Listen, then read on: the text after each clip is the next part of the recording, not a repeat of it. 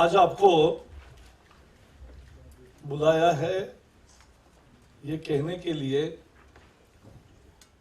कि जिस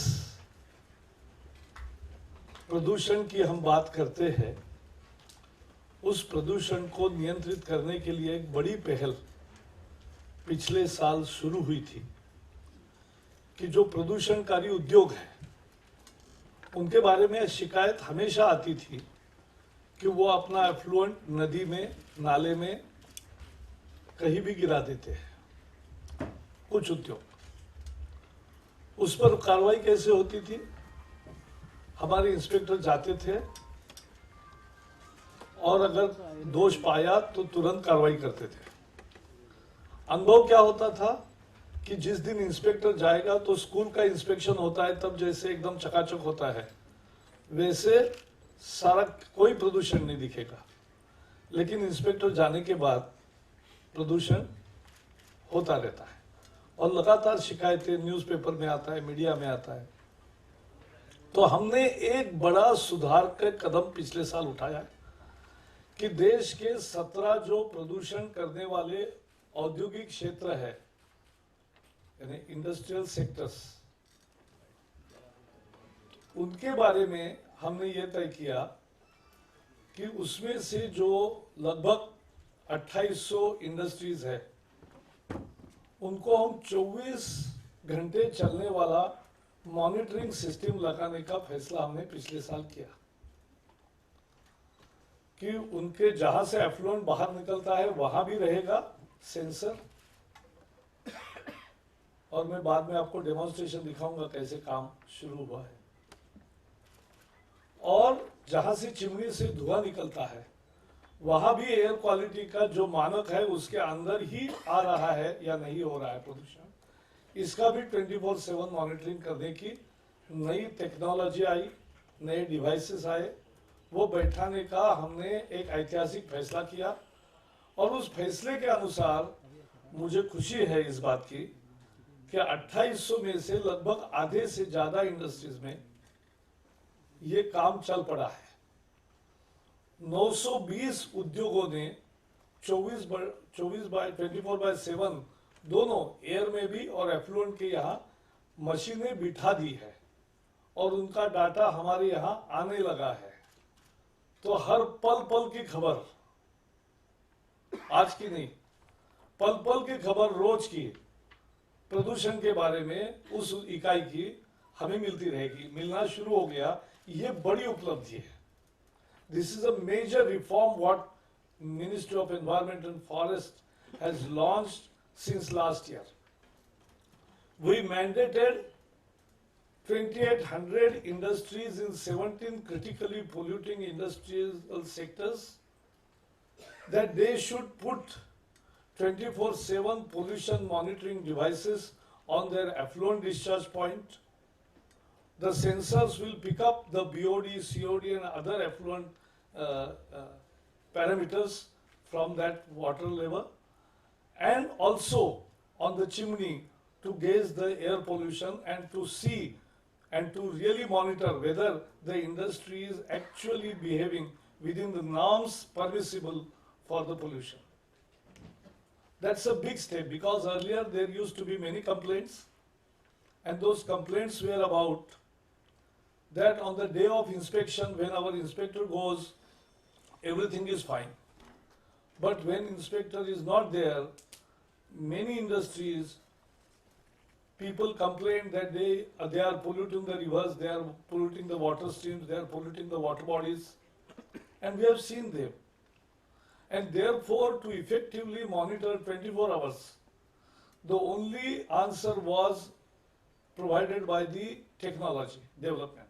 And the technologies now which are available to gauge, and we are one of the leading country in the world to establish such kind of protocol to have continuous monitoring of air pollution and as well as water pollution.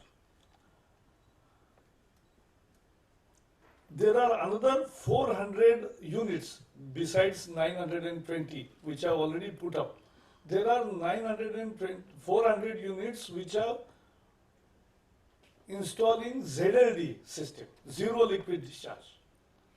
When there will be no liquid discharge, there won't be any pollution. There will be nothing will be mixed in the water bodies. So that's the best final way. And we have mandated distilleries, textile, tannery, chemicals, I'm giving you the press release also. Tannery, chemicals, fertilizers, pesticide and dyes.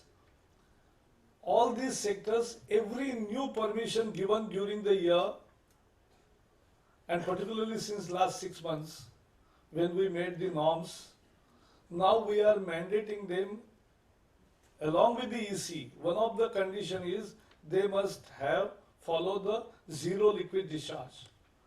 That's again a major reform.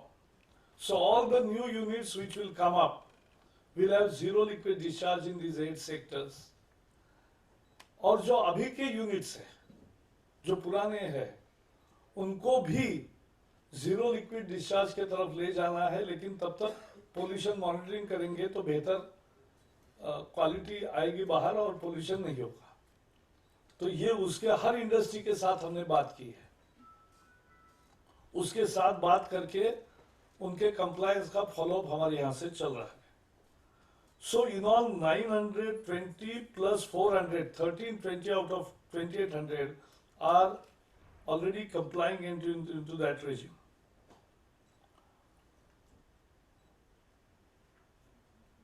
Ganga is a very important Ganga cleaning. ये स्वच्छ भारत के लिए pollution का control जरूरत ही है और स्वच्छ भारत के लिए गंगा की सफाई एक महत्वपूर्ण अभियान है. तो गंगा के लिए गंगा के किनारे पर 630 ऐसे उद्योग थे जो प्रदूषण करते थे. उस 630 में 440 टैनरीज ही थी. वो कानपुर में है, वो उन्नाव में है और वो बंथर में है, जिनका उस इलाके में है. और वहां उनके लिए कॉमन एफ्लुएंट ट्रीटमेंट प्लांट बिठाए गए हैं. लेकिन जो पुराने समय से चल रहे वो सही काम नहीं हो रहा है. इसलिए अभी हमने टैनरीज को जीरो लिक्विड डिस्चार्ज पर लाने का निर्णय किया. वहां से पानी नदी में बहेगा ही नहीं. सारा पानी रीयूज होगा, रिसाइकल होगा, शुद्ध होगा. और इसलिए गंगा की सफाई का ये बड़ी उपलब्धि होगी. CLRI जो इंस्टीट्यूट है, centre for leather research institute, वो उसका एक detail project report DPR is at advanced stage. Next month we will get it and immediately the work will start on a new CETP ensuring zero liquid discharge, जिसमें 50% केंद्र सरकार दे रहा है और 50% उद्योग और राज्य सरकार मिलकर वो खर्चा करेंगे वहन. तो ये सबके साथ बात हुई, सबके साथ समझौता हुआ और सबको साथ लेकर हमने ये जीरो लिक्विड डिस्चार्ज का प्रोग्राम बनाया है. तो 130 गंगा के किनारे पर ये 440 जाते हैं तो 190 इंडस्ट्रीज बचती है. और मुझे खुशी है कि पिछले 1 वर्ष में 110 इंडस्ट्रीज ने 190 में से out of 190, 110 have installed or are in process of installing. जिनका मशीन आया है लगा रहे हैं, जिनका मशीन का ऑर्डर दिया है आ रहा है. लेकिन 80 का पूरा हो गया है काम और 30 का काम प्रोग्रेस में है. तो out of 190 industries which were polluting Ganga, 110 will have now 24/7 monitoring. This is a major step, major success. Continuous efforts हमारे अधिकारियों ने जो किया, सुशील जी बैठे हैं, अभी मेहता जी देखते हैं. So they both have done tremendous work. शशिखर जी भी थे. So they have done the work and our secretary is monitoring it. So we have got this success. तो ये ZLD का है. तो अब बचे हैं 80 यूनिट्स कि जिन्होंने अभी 24/7 नहीं किया है. उनको हम फिर से नोटिस दे रहे. कि भाई ये नहीं चलेगा, जल्दी बिठाना पड़ेगा। और बाकी उसमें कुछ इंडस्ट्रीज है जिनका कोई डिफिकल्टीज थी, उनके साथ हमने बात की, जैसे ऑयल रिफाइनरीज है, पेट्रोकेमिकल है, थर्मल पावर है, वहाँ टेक्निकल इश्यूज है कि जब वो बंद होता है, शटडाउन होता है, क्योंकि ये बिठाने को 1 सप्ताह लगता है, तो ऐसा बीच में चलते यूनिट में नहीं बिठा सकते, तो उस शटडाउन का भी शेड्यूल होता है पेट्रोलियम मिनिस्ट्री से, और उस शटडाउन का शेड्यूल होता है एनटीपीसी और थर्मल के पावर मिनिस्ट्री से। तो शटडाउन के अनुसार जैसे जैसे शटडाउन होता जाएगा अभी, वहाँ वहाँ वो सारी मशीन्स बिठाए जाएंगे और वो भी इसी स्ट्रीम में आएंगे। तो ऐसे हर इंडस्ट्री के साथ बात करके किया है, लेकिन हम बताना चाहते हैं कि कोई भी जो समय सीमा तय है उससे ज़्यादा अगर कोई काम नहीं करेगा उसके अंदर, तो उनको भुगतना पड़ेगा, सख्ती से कार्रवाई होगी। हमने 64 यूनिट पिछले 1 साल में बंद किए, उसमें से लगभग 60 यूनिट्स ने वो बिठाए 24/7 और सारा काम किया, तो फिर वो शुरू हो गए। तो हम समझना भी चाहते हैं, लोगों की दिक्कतों को भी सुलझाएंगे, लेकिन सख्ती से अमल करेंगे इसका, क्योंकि देश के लिए प्रदूषण का उत्तर जरूरी है। और इसका जो अभी आने शुरू हो गए सिग्नल, वो देखने लायक है। मैं रिक्वेस्ट करूंगा, आपको दोनों स्क्रीन पर भी दिखेगा। इनको कहाँ दिखेगा? स्क्रीन यहाँ है, हाँ है। ये है,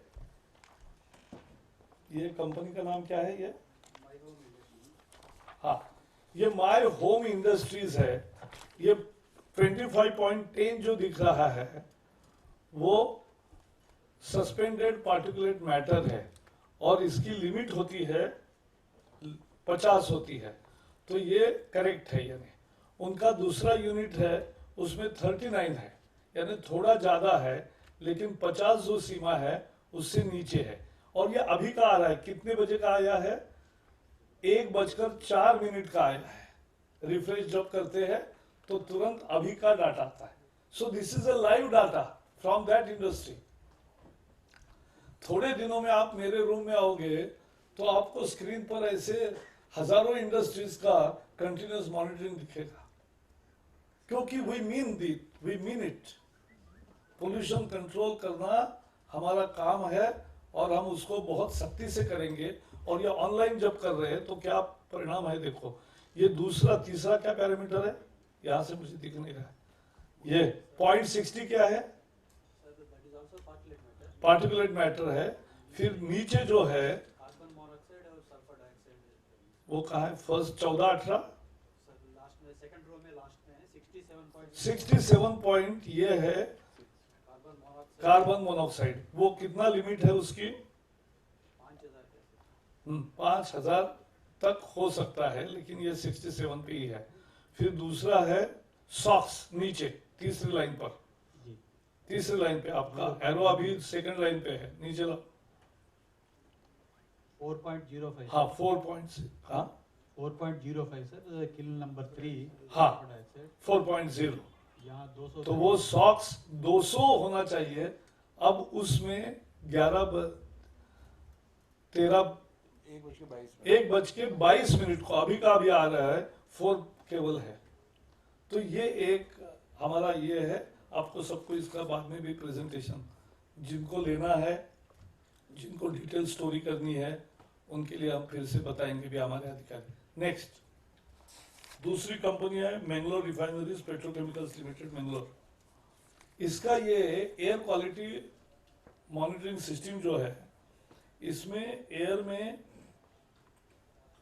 15 मिलियन मेट्रिक टन की कैपेसिटी है और live data for sulphur recovery unit है, और इसकी 2000 से कम होना चाहिए। और ये 2000 से कम है। पूरे महीने भर का है ना ये, 24 आवर्स का। लास्ट इस 24 घंटे में एक दफा सबसे ज्यादा हुआ है, वो क्या वैल्यू है? लगभग 2100। हाँ, तो एक बार यानी 10-15 मिनट के लिए होगा जब सल्फर का प्रमाण बढ़ा है, हमारे ध्यान में आया है। अब इसका हमने SMS अलर्ट तैयार किया है। तुरंत हमारे यहाँ से 15 मिनट अगर एक पोल्यूशन के इंडेक्स पर अगर ठीक नहीं जाता है, ऊपर जा रहा है लिमिट से, तो उसको तुरंत हमारा एसएमएस अलर्ट जनरेट होता है और वो एसएमएस जाता है। तो ये हमने काम शुरू किया है। तीसरी कंपनी है, यानी अलग अलग जो परिमाण आते हैं वो मैं दिखा रहा हूँ। एमसीसी, पीटीए, ये चारों है। ये देखो सीओडी है पहला, इसका 80 तक है और कितना अलाउड है, 250 सीओडी अलाउड है, और ये 80-90 से भी कम है, 60 से 90 के बीच में है। बीओडी कितना होता है, लगभग 20 आ रहा है सर, 30 है। 30 लिमिट है और 20 के नीचे है। टीएसएस कितना होता है permissible, 100 is the limit. 100 is the limit, और कितना आ रहा है वैल्यू, लगभग 4 आ रहा है सर। 4, 3-4 में ही है। तो ये, और ये अभी की फिगर है, ये जैसे आप देख रहे हो तब उसका ग्राफ बदल रहा है, क्योंकि हर 5 मिनट में जैसे रिफ्रेश करोगे कि उतना ऊपर जाता है। तो ये कंटिन्यूअस मॉनिटरिंग का कमाल है। चौथी कंपनी है जो अलग है, त्रिवेणी इंजीनियरिंग है, शुगर की है, डिस्टिलरी के है। यहाँ हम क्या दिखा रहे हैं, इनको जीरो लिक्विड डिस्चार्ज है, तो ये बायो कंपोस्ट करते हैं।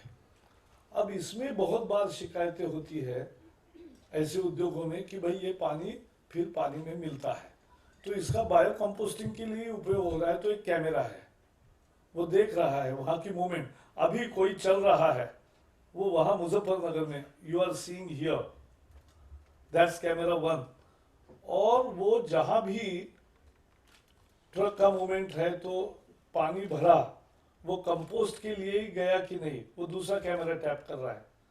तो वो सिंक्रोनाइज करते हैं कि जितने ट्रक से पानी गया, स्पिन वॉश है, वो बायो कंपोस्टिंग के लिए ही मड स्प्रे में मिक्स हुआ कि नहीं, करेक्ट है। तो ये होता है। सो ये continuous monitoring of different kind, कभी ग्राफ में आ रहा है, कभी कैमरा ट्रैप है, कहीं 24/7 का प्रत्यक्ष फिगर्स आ रहे हैं। तो इस तरह से ये मॉनिटरिंग की शुरुआत हुई है। मुझे लगता है बहुत सारी खबरें अभी चल रही है, लेकिन ये खबर आप चलाओगे क्योंकि देश के लिए ये अहम महत्व की खबर है। This is one important story of how India on its own fighting climate change and doing its bit, more than our own bit.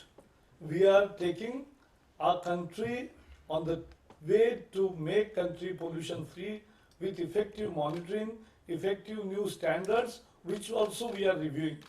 And that's last but not least, very important, that also I am giving you a bunch. We have, tomorrow there will be ad also. We have come out with 5 new draft waste management rules. Solid waste management rules, which includes construction and demolition waste management rule also. This is for the first time. Solid waste management rules were revamped 20 years ago. We are now revising, making it all over. बड़ा feature उसका यह है कि पहले केवल municipal town तक सीमित था, अब सॉलिड वेस्ट का मैनेजमेंट 8000 गांव और कस्बों में और शहरों में लागू होगा। जहां भी 5000 से ज्यादा बस्ती है सभी आती है, तो ये सारे में लागू होगा। तभी, क्योंकि आज आधा कचरा पानी में जाता है। जब बाढ़ आती है, जब बारिश आती है जोर से, नदी नाले गंदे सब होते हैं, क्योंकि सारा कचरा उसमें आता है, कूड़ा करकट, और सारा बह जाता है समुद्र तक। अगर ये रोकना है, स्वच्छ भारत अगर बनाना है, तो ये waste management is an important thing. And to that end ये रूल्स देश के सारे वेस्ट मैनेजमेंट के आज के सिनारियो को बदलेंगे। उसमें मैंने अभी क्या प्रोविजंस है 2000 के एग्जिस्टिंग रूल्स, जिसको भी 15 साल हो गए, और नए रूल्स में क्या फर्क है, ये मैं चार्ट आपको दे रहा हूं। दूसरा रूल है plastic waste management rule. Plastic waste का आपको मैंने संकट बताया, रोज 15,000 टन जनरेट होता है, 9,000 टन कैसे वैसे कलेक्ट होता है, 6,000 टन पड़ा रहता है, 20 लाख टन साल का ये प्लास्टिक वेस्ट बढ़ता ही जा रहा है। सभी प्राणी जो स्ट्रे एनिमल्स मरते हैं उनके पेट में प्लास्टिक 20 किलो 30 किलो मिलता है, यही आज रोना है। तो ये प्लास्टिक वेस्ट को हम नए नियम किए हैं। ई वेस्ट, हमारे पास 100 करोड़ फोन हो गए, हम बड़े गुरूर से कहते हैं, लेकिन अब मैं पर्यावरण मंत्रालय में मैं बैठा हूं तो मुझे ये समझता है कि 100 करोड़ मोबाइल फोन है, यानी 3 साल 4 साल का लाइफ है, तो हर साल 25 करोड़ मोबाइल फोन वेस्ट में जाएंगे और उसकी कोई मैनेजमेंट नहीं है। वो कबाड़े वाले के पास जाएगा, वो केवल प्रेशियस मेटल निकाल लेंगे कोई, और फिर बाद में सारा लीचिंग के लिए पड़ता रहेगा और प्रदूषण होता रहेगा। So we have to change it. तो ई वेस्ट के पूरे रूल्स 2011 में बने थे, लेकिन अब रेलेवेंट है कि अभी नई सिस्टम जो ला रहे, तो इसके हमने नए तैयार किए हैं। Biomedical waste is one of the better managed waste in our country, and we are happy with how it is happening, but we have to extend it. Today it is only the big hospitals which are covered. Now we want to cover even the अभी pathological labs है, उसमें हजारों मरीज आते हैं जिनका ये लेते हैं सिरिंज, हजारों जमा होती है, वो इसमें कवर नहीं है, वो भी कवर होंगे। तो there are many things which we have included. And last but not least, fly ash utilization. ये बिल्डिंग जो बनी है वो फ्लाई ऐश के ईंटों से बनी है। तो ये फ्लाई ऐश की ईंटें पर्यावरण का काम करती है पूरक, और इसलिए ये सब लोगों के पास जाए। तो अभी तक नियम था कि 100 किलोमीटर में जहां पावर प्लांट है वहां फ्लाई ऐश तैयार होगी, तो वहां से 100 किलोमीटर दूरी तक ही वो यूज कर सकते थे। We are extended it to up to 500 kilometers, क्योंकि ये करेंगे। ये सारी वेस्ट रूल्स है वो हम मन में आया और लागू किया, ऐसा नहीं हम करते। तो लोकतंत्र है, हमने लोगों की राय मांगी है, 31 जुलाई तक का समय है, और ये वेबसाइट है हमारी moef.nic.in या moef.government.in। तो इसमें आप लिंक करके आपका राय वहां से भी भेज सकते हो, पत्रकार भी देखे, बाकी भी देखे, और इस पर चर्चा हो अच्छी तरह से, अच्छे सुझाव हो, सबके सुझाव के साथ हम इनको लागू करना चाहते हैं। So I just wanted to brief you on these two important initiatives in reducing the pollution pole load of this country. From industries, we are mandating them 24/7 monitoring so that they adhere to the limits of pollution which they are allowed, and they are within that prescribed limit. Will be constantly monitoring, and of course if somebody is violating, will not sit only idle by sending SMS alert, will take action. So that is what जो laws revamp होंगे उसमें भी जरूरत बदलाव करेंगे। और ये जो वेस्ट मैनेजमेंट रूल है, I think to achieve the Swachh Bharat mission, these are two important initiatives. One has fructified to a great extent. Therefore, today we decided to report you and through you to the nation. Thank you. अब इस विषय पे कुछ सवाल है तो जरूर लेना चाहूँगा। सर एक मिसिंग पॉइंट दिखाई बताइए ना। जो ट्रांसपोर्ट से होने वाला पॉल्यूशन है, ये देखा जा रहा है खासतौर पे महानगरों में, जैसा कि दिल्ली में भी पॉल्यूशन की स्थिति जो है इस मौसम में भी हम देख रहे हैं कि जो मानक है उससे कहीं ना कहीं ज़्यादा है, चाहे PM 2.5 की बात करें या 10 की बात करें। तो ऐसी स्थिति में इनको लेकर सरकार ने क्या कदम उठाए हैं, और जो ट्रांसपोर्ट का पोल्यूशन है उसको लेकर क्या सोच रही है? नहीं, पहले तो मैं हमारे मंत्रालय के द्वारा ये वेस्ट मैनेजमेंट के रूल्स बनाना हमारा काम होता है, और ये भी रूल्स बनाना जो है कौन से इंडस्ट्रियल पोल्यूशन को रोकना, और गंगा के किनारे ही नहीं देश भर का, इसलिए वो हमारा डायरेक्टली काम है। CPCB इंडस्ट्रियल पोल्यूशन के लिए और वेस्ट रूल्स बनाना ये हमारा काम है। जहाँ तक पोल्यूशन का, व्हीकल पोल्यूशन का सवाल है, वो इम्पोर्टेंट है। बट व्हीकल पोल्यूशन आपको पता है, वाहनों से जो उत्सर्जन होता है, वो वाहनों का उत्सर्जन के लिए पेट्रोल डीजल की गुणवत्ता बढ़ाना, फ्यूल की गुणवत्ता बढ़ाना, और दूसरी ओर से वाहनों की गुणवत्ता में सुधार करना, ये दोनों कार्यक्रम आते हैं। उसका एक टाइम टेबल 2024 तक का बना था।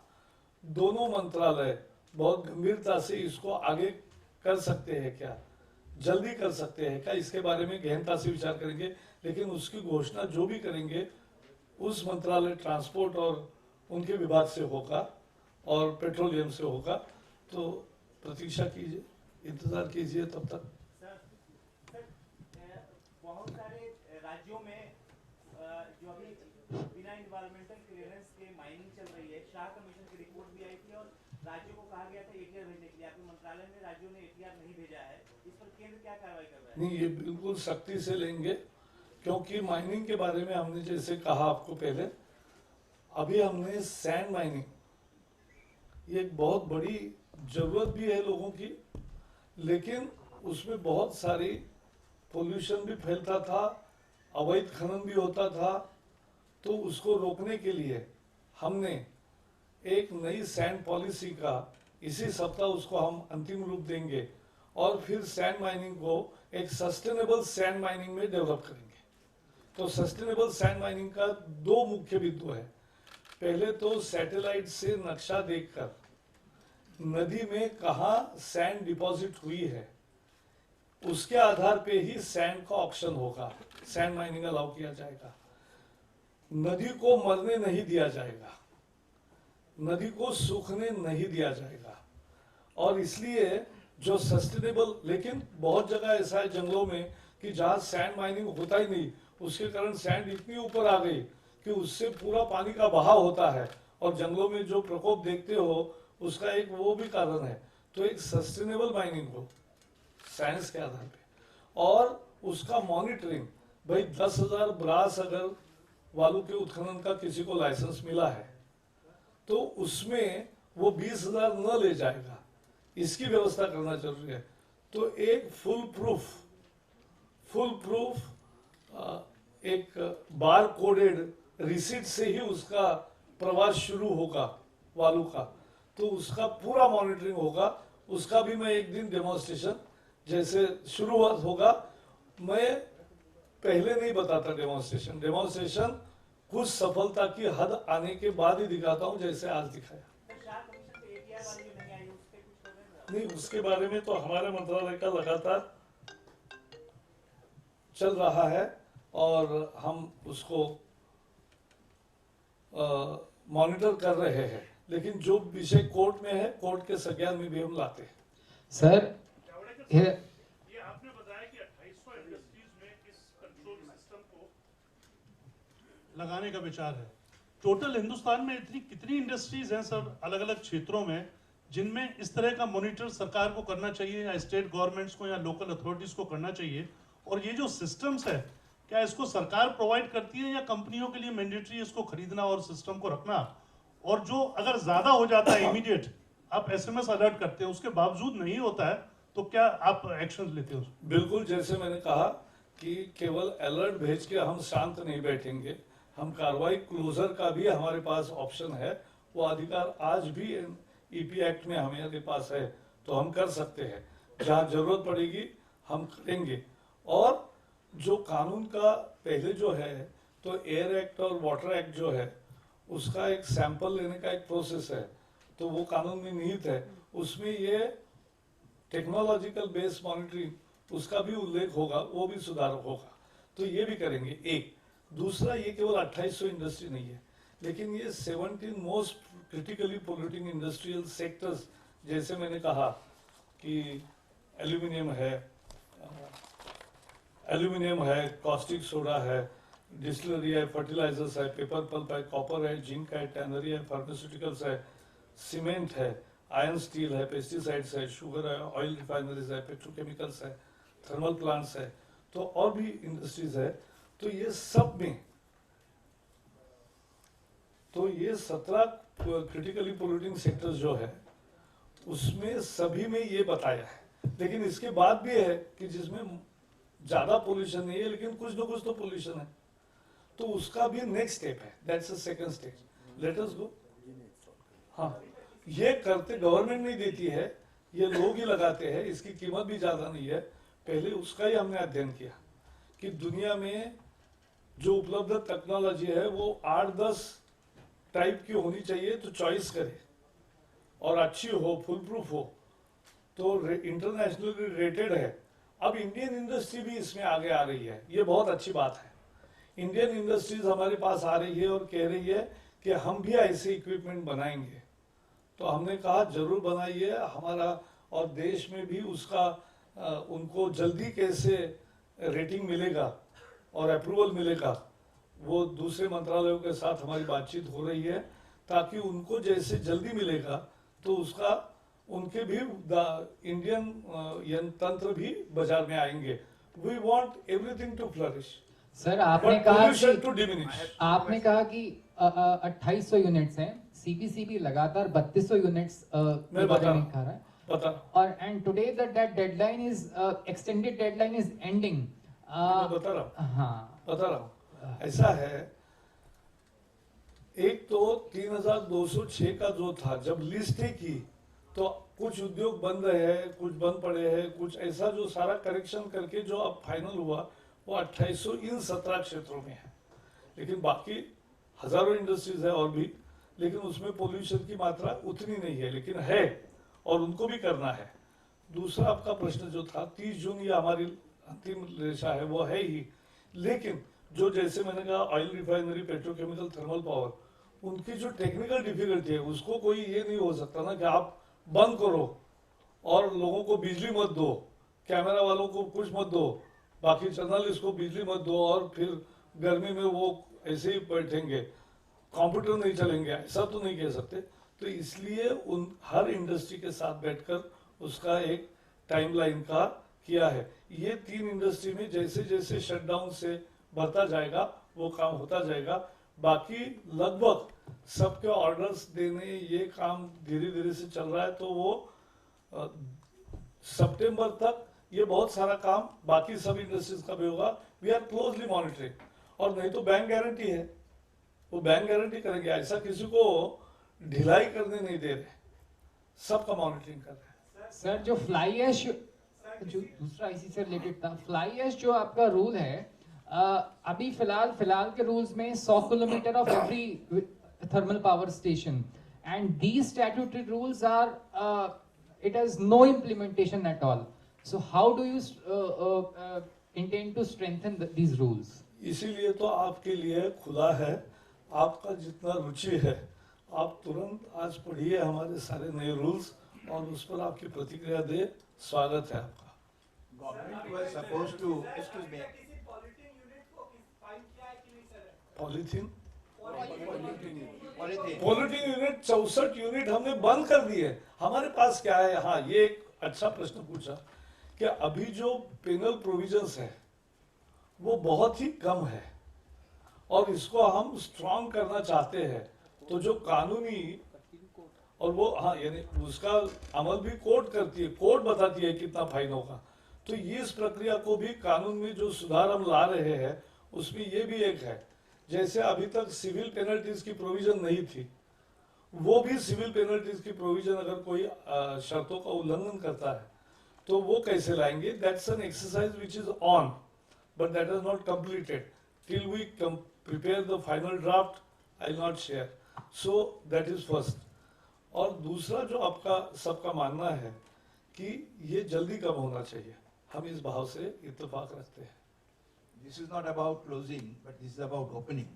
You see, you had promised that this Noida, along this Okla Bird Sanctuary, the 50,000 residents, and there are several industrial units in the sense that, you know, they are in Make in India, and this, they were held up because of the National Green Tribunal, you know, ordered sometime in 2013. So you said that new notification will be issued this month, and today is the 30th. So what is the situation? How to regularize this? You just wait for, because it is in the last stage. Because what has happened is, I'll tell you what we did. After the NGT decision, these 10 kilometers came into force. Then all works were stopped. Then there were proposals by the state governments concerned about what should be the boundary around the bird sanctuary. There were many defects. So it was revisited by experts, and state and central board together made a complete new study and came up with this is what we did. Otherwise it could have been there for next 5 years also, उसका निर्णय नहीं होता. लेकिन हमने उसमें यहाँ तक लाए. अब एकदम प्रोसेस बहुत आगे गई है. Just wait. But how long I mean it takes now? ऐसा वो कोई शादी का मुहूर्त जैसा नहीं होता है. मैं चलता हूँ. जो किसान रासायनिक खाद और कीटनाशक प्रयोग कर रहे हैं उसमें जल प्रदूषित हो रहा है, क्यों ना आईसीआर या कृषि मंत्रालय को ये समय दे दिया जाए 5 साल के अंदर ये प्रयोग नहीं होना चाहिए. जैविक खेती पर रिसर्च हो, पूरी रिसर्च होनी चाहिए ताकि आप कौन से समाचार पत्र से? समाचार पत्र से तो नहीं, अभी आज मैं केवल प्रेस के प्रश्नों को उत्तर दूंगा. एक सवाल है सर, ब्रिटिश पेट्रोलियम की एनर्जी कंजम्पशन की रिपोर्ट आई है, इसमें कहा गया कि इंडिया 8.1% के हिसाब से पिछले साल सबसे ज्यादा मेजर पॉल्यूटर रहा है, यूएस और चाइना से भी ज्यादा. देखो, मैं फिर बताना चाहता हूँ, हमारा एनर्जी कंजम्पशन दुनिया के विकसित देशों की तुलना में 1/5, 1/10, 1/15 है. और हमारे 20% जनता को अभी भी एनर्जी का एक्सेस नहीं मिला है. ऐसे में सबको बिजली देना और सबका ग्रोथ का अधिकार है. लेकिन भारत ही देश है मोदी जी के नेतृत्व में 1,75,000 मेगावाट का दुनिया के किसी भी देश ने नहीं किया है. उतना बड़ा रिन्यूएबल का कार्यक्रम हमने हाथ में लिया है. यह हमारी प्री 2020 एक्शन है जो हमें मैंडेट नहीं थी, तो भी हम कर रहे. तो इसलिए वी आर वेरी सॉलिड. ऐसा कोई गलत प्रचार, अभी क्या है, दबाव बनाने की नीति होती है. वास्तविकता यह है कि आज जो 0.8 डिग्री टेम्परेचर बढ़ा है, ग्लोबल वार्मिंग की समस्या पैदा हुई है, उसमें भारत का आज तक का क्यूमुलेटिव 2% भी हमारा ये नहीं है योगदान. तो जो बड़े 2 लोग हैं जिन्होंने किया है, उनकी हिस्टोरिकल रिस्पॉन्सिबिलिटी है, उनको पहले काम करना चाहिए. और दूसरा, आज भारत का पोल्यूशन, हम एनर्जी एफिशिएंसी की राह पे चल रहे हैं. हम जीडीपी विकास के जीडीपी पर डॉलर ऑफ जीडीपी या पर रुपये ऑफ जीडीपी एनर्जी इंटेंसिटी को कम कर रहे हैं कि 1 रुपया निर्माण करने के लिए वेल्थ हम जितनी एनर्जी पहले यूज करते थे उसको अब हम कम कर रहे हैं. तो we are already walking a green path and we will do it on our own volition because of our own commitment and because our prime minister is passionate about it. Sir इस report को खारिज करते हैं sir, ये जो बिल्कुल खारिज करते हैं. वो सबका 4 राज्यों का अभी आया है, बाकी राज्यों का भी आएगा. एक राज्य ने बीच में 2 महीने बढ़ाकर मांगे, हमने नहीं दिए हैं. अभी 30 जून आज ही है, कल एक बार रिव्यू करेंगे. कल माने 1 सप्ताह में, क्योंकि नहीं तो कल दोपहर 3 बजे आप मुझसे आप पूछोगे. तो 1 सप्ताह में क्या स्थिति है मैं बताऊंगा किस किस का आया. तो अगर ऐसा हुआ तो एक राज्य का भी हम निर्णय दे सकते हैं, लेकिन उसमें जनेच्छा. Because both Gadgil and Kasturirangan committee were saying that you must go to village and ask the villagers what they want, what they don't want, and what they want in a regulated manner. So what should be allowed, what should not be allowed, and what should be regulated. So these were the 3 essential questions which all the state governments, we asked them to conduct ground truthing. They went village to village and asked them, we'll have now every village report based on people's mandate plus science and sustainability. We'll definitely take first states into confidence and then decide and declare the decision. Sir, as you had mentioned, there are many more, in addition to 17 categories of industries, there are many more that cause pollution. So are there any industrial categories which do not cause any pollution? There are many industries which do not cause pollution, means even in terms of water usage or something, but there is always a scope for water usage to be improved, means to be reduce the water usage, to increase the efficiency of water usage. So there is, every industry needs to take some action. And what we have done is, even the non-polluting sectors, they must take certain environmental measures while they build their factories. To that also we have come up with our new guidelines for education, building of education institutes and buildings of industries. So they did not come for EC, but they are mandated guidelines. There are more than 190 parameters set for them, how they should do, and how they should recycle water, reuse water, harvest water, how they should use more green material, how they should produce more energy, how they should be energy efficient. So all put together we are. So should they? So you think they should also go, as when it comes to clearances and other measures to be followed annually, they should do same as the industry is causing a lot of pollution. Yeah, everybody, everybody in our country, the problem was compliance. We have so many laws, so many rules, but there is no proper monitoring. I think we have made the beginning and we want to strengthen the compliance mechanism. And that's what even courts wanted. That government must take policy decisions, do sustainable, allow sustainable practices, and then monitor properly. If we can do that, we will really achieve the goal of having environmental friendly industries. Thank you. अब सब खाना के लिए जी अब बीच में क्या है? Hello हाँ सर बस एक क्वेश्चन हाँ, पूछो। वो जो दिल्ली एयर पोल्यूशन के लिए आपने जो वो मीटिंग की थी अप्रैल में, तो उसका जो मेजर्स आपने उस वक्त उसका क्या प्रोग्रेस अभी क्या हुआ है उसमें? 10 जुलाई के आसपास अभी फिर से मीटिंग होगी जिसमें यूपी सरकार डेट अभी जस्ट फोन करके सभी राज्यों से बात करके कन्वीनियंट डेट ले रहे in the second third week, वो है second week before the parliament session. We will have complete 1 day meeting of all the ministers from Delhi government, Uttar Pradesh government, Haryana government, Punjab government and Rajasthan government, plus all the corporations involved in the Delhi airshed, also the implementing agencies like even Delhi traffic police and everybody. So all will be there. They will give their 1-year plan, they will give their 3-year plan. We will discuss both the plans and then we will share with you 1-year action plan. Thank you.